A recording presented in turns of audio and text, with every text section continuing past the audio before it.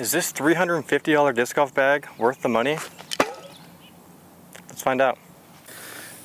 So this is the Pound Octothorpe. It is the middle bag out of their 3 sizes. They have a Rufus, which is the smallest, which is essentially this bag minus the side pockets and a little bit smaller main compartment. And then you have the Octothorpe, which is this bag. And then they actually have a bigger size, which is the Octo Haul. Like I said, this is the middle, but it is still probably one of the bigger bags on the market. As someone who's been playing disc golf as a part-time gig for the last couple years, having a bag that can carry all my things and carry extras and snacks and all the little things as I'm traveling is something that's super important. I'm gonna show you all around the bag, see if y'all think it's worth it. But we're gonna work my way from the top and then work around the sides. So up top you have the putter pouch. One of my favorite features, it's not super constricted. You can easily fit 4 to 5 putters up here pretty comfortably without having to squeeze your fingers through. If you're someone like me, I like to carry towels with me in my top pocket, so carrying 3 or 4 is normally my limit because I like to carry my extra towels or chalk bags in here, so I like to kind of have some extra room. But the putter pouch is definitely a super nice feature on this bag. Plenty of space, nice open concept, and then if you need to, you can always throw the flap over and zip it up for rainy rounds, or if you just prefer to have it closed. So putter pouch, super awesome.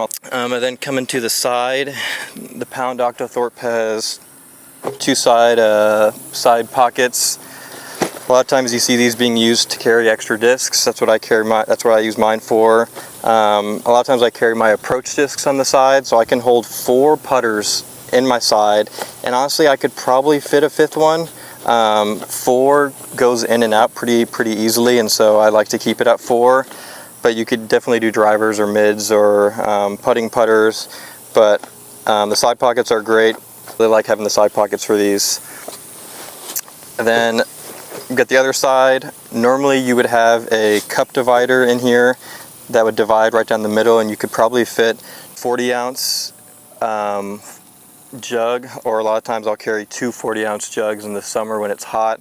It has the divider.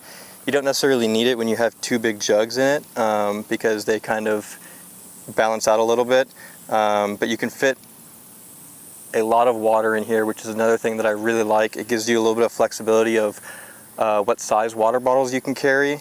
I can carry this half-gallon jug. I just take the divider out and throw it in. It's not the most secure thing, but it definitely doesn't really ever fall out on me unless bag tips over or something. So I really like the flexibility of just these side pockets and what you can use them for. You could easily use them for extra towels. You could probably fit a rain jacket in here. I don't know if you could fit a hoodie, but you could definitely fit a light jacket or snacks or whatever. So yeah, really great features having these side packs. Then we're gonna go up. We got these side zipper pockets. This is a great feature because you can keep important stuff like your keys up top, wallet up top. That way you have easy access to them and they don't fall and get lost in the huge side pockets that this thing has. I have these small pockets on both sides, and they are the exact same size. I use mine for my rangefinder or keys. Then we're gonna go to the side pocket. This is the right side. Right side pocket has a cinched pocket, also great for keys, any valuables, because it kind of cinches closed. This is a good spot for your phone. If you want to put it, it doesn't fully fit all the way down. It will kind of come out a little bit, but it's definitely secure in there. And then you have these big side pockets. One of my favorite things about this bag, being able to carry extra towels or rain jackets whenever you have rainy rounds. That's why I like having a big bag is in those times when you have to carry a lot of towels, you can overpack and over-prepare, which is what I like and want to do. So you can easily fit some large towels in here. You can fit a hoodie, you can fit a rain jacket, you can fit an umbrella.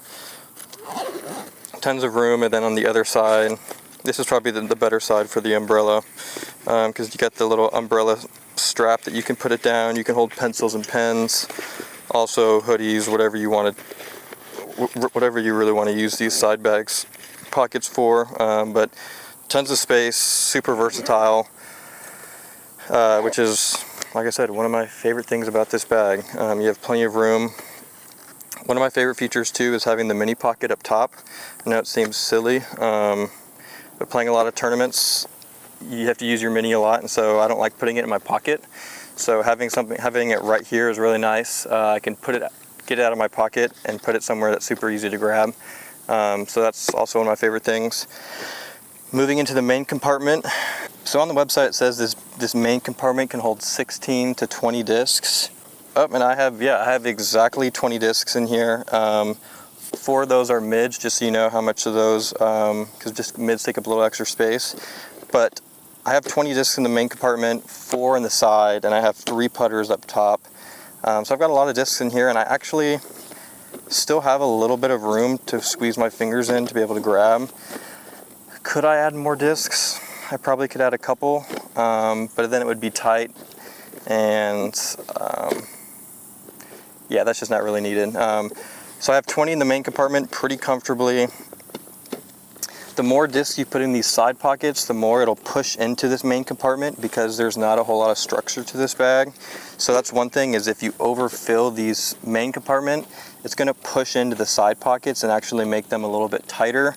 So that's something to think about when you're loading up, is the more you load up in the main compartment, kind of the less room you're gonna have in your side pockets. So this bag also has less framing than most bags. One of the reasons how these bags are so light is they don't have any framing on the bottom. So it's just the material of the bag on the bottom of it, which I've had this for 3 years, and this is what it looks like. It's still in great condition. The bag or the bottom has not teared at all in any way, shape, or form.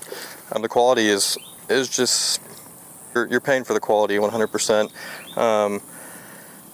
But yeah, these bags have lifetime warranties on them. So you buy this bag once and you're done.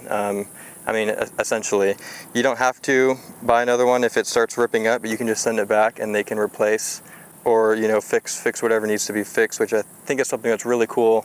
And I think people don't account for that in the price.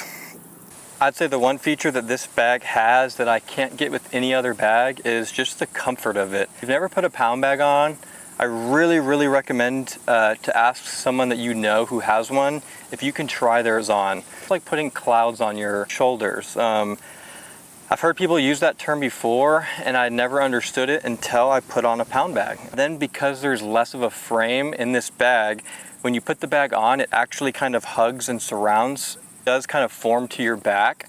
I think is a great feature because it just sits really well and forms to you, which I think is awesome. There is a term used when having a pound bag called the pound plop. Because there's no frame on the bottom and it's just material, it kind of forms to the ground. When you're putting your bag down, if you kind of pop it down, it kind of helps center everything and grounds it and keeps your bag standing up. So that's a tip I would really use if you have a pound bag and struggle with it tipping over. Doing that little plop helps kind of center and get everything nice and orderly. So I guess the final question is this bag worth $350? And I don't even know if it's $350 anymore, because at the website I saw some of the prices were higher. I know they have some deluxe versions, so I don't even know if they sell this bag for $350 anymore. I think it's worth the money personally, especially with the lifetime warranty. And if you're a competitive player wanting to get a bag that's going to last you a long time or a lifetime, this is definitely a great bag. Is it the best bag? I would say it is, but I think there's other bags that are very comparable that are cheaper. I think the Squatch Legend bags that are coming out now, which I have and I love, is the same, and if not, there's some features on that bag that I enjoy more, and it's cheaper. So I think personally, I think the Squatch is the best bang for your buck in terms of what you pay and what you get. But this is a luxury bag. If you have the money and you want to spend the money, you will not be disappointed with this bag. I would be surprised if I heard someone being disappointed with this bag. The colorways are fantastic. The design is fantastic. They last a long time. You're going to get your money's worth. It just comes down to whether you have $350 to spend or not. That's going to wrap up today's video, guys. I hope this video was helpful in making up your mind whether you think getting a pound bag is worth it. When I bought mine, I did a lot of research online, and I felt like none of the reviews that I saw really fulfilled every single question that I had. So I hope this review helped. I hope the depth was helpful for you, because when you're spending $350, I want to know every in and out of that thing that I'm buying. So like I said, I hope this video helped y'all. And if you get a pound bag, or if you have one, let me know how you like it in the comments. Do you think it's the best bag, and do you think it's worth the money? Thanks so much for watching. Make sure y'all like and subscribe, and we'll see you in the next one. Peace.